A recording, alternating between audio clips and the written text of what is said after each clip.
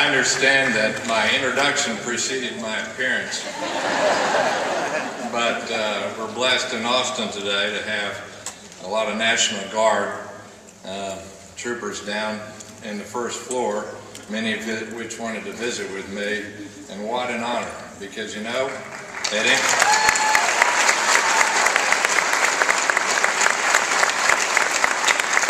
here's just a fact that's not spin, not hype, not politics. It's just a simple fact.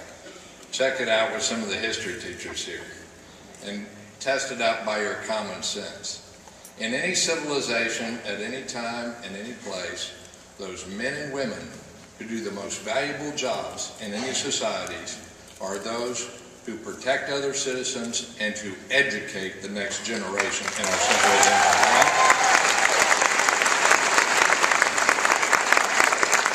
I'm not sure, as a son of two teachers who spent 70 years in the public school, I can tell you I do appreciate that's not always reflected in the compensation, but that's a simple fact. I'm here because I want to work for you as the next governor of Texas.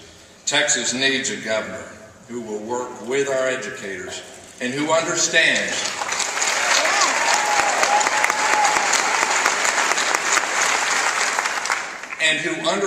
that the most important function of state government in our federal system is public education and higher education. It's critical for the future of our state. Texas deserves a governor who's more interested in the future of our state than his own political future. Don't you think?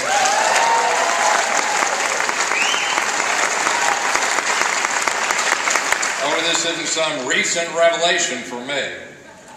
Based on my parents, if you consider my aunts and cousins, my late brother, there's been hundreds of years spent in my immediate family in education.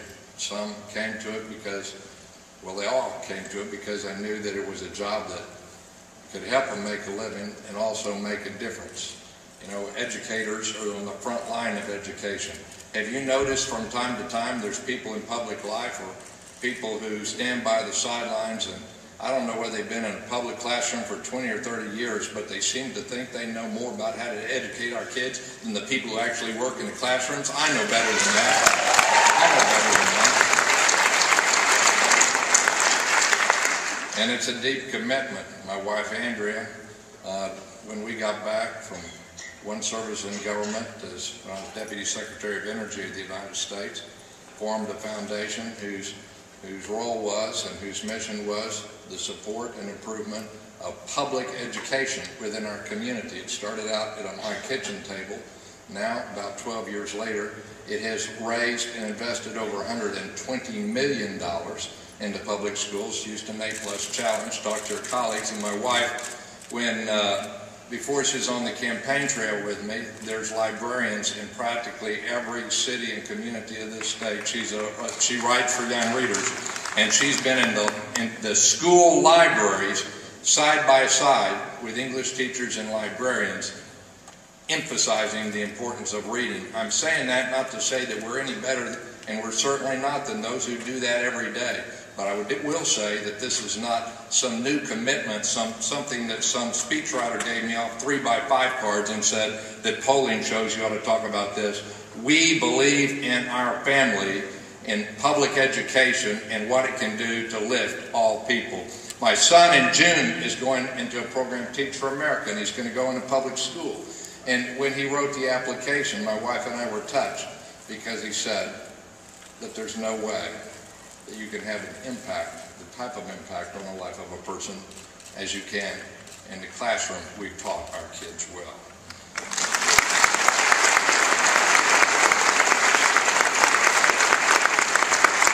As Mayor of Houston, I know the line between a school board and the schools, I deeply respect site-based administration, more so than some on occasion in school bureaucracies. But I asked educators throughout the community what we could do to use civic leadership. Not mandates, not somebody telling the teacher what they had to do because they wanted to say they accomplished something. What could we do to help in addressing some of our critical issues? So here are two things that we did. Again, I mentioned this just so you know who I am and where I come from. From elementary school teachers, we learned about summer learning loss and the impact it has, the difference you saw between kids that were returning who had access to books and computers during their summers and those that didn't. And the fact that in September and October they had to take so much time just getting somebody up to where they were in May. You know what I'm talking about? And so we had summer opportunity sessions. We raised public-private funds when they said it wasn't in the school budget, using the elementary schools with voluntary summer enrichment programs, reading, hands-on math and science, just 5 weeks, giving an extra vehicle for educators who needed to take a job in the summer anyway to make ends meet, using the facilities that we had. And you know, in that program, just 5 weeks, by the time of the standardized test scores for the second and third graders in April, we'd improve the performance from 40% compared to themselves and the control group of our national achievement averages to 60%. Shouldn't we do more things like that in our state and utilize our teachers in our classrooms? In expectation and graduation, we reach out to dropout every year, bringing people back to kids. We can't expect a classroom teacher with 30 kids in the school to know the whereabouts and what happened to a young person who didn't come back this year. But I'll tell you what, it can't just be the classroom teachers. It got to be the parents in the community supporting those schools. And we know how to bring back those kids, and we've shown how to do it. And it's not just a matter of a mandate or passing a law claiming no child is left behind. It's actually reaching out to the kids where they live. As you know, the best teachers and master teachers meet each child where they are and bring them up. And that's something that you cannot test in a high-stakes testing regime. You know what I'm talking about?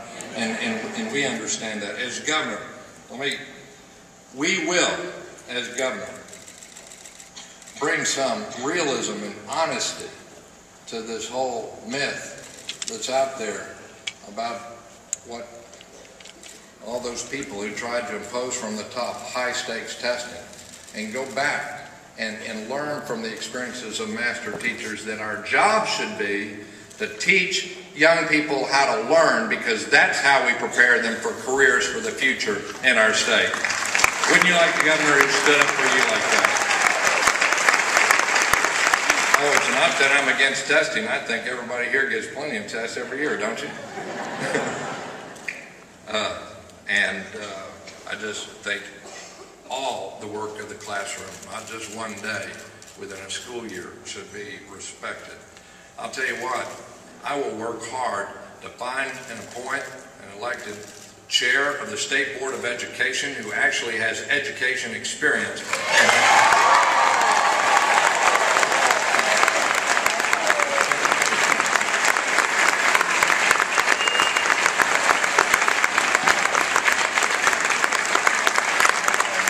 My dad was a patriotic American, landed on Omaha Beach, came back disabled, spent his time teaching history, coaching, a principal in this state. And I'll tell you what, our educators deserve respect. And the fact that somebody would substitute their judgment from professional educators for what goes on in the classroom is nothing more than interjecting politics in a place that it should not be. Don't you agree with that?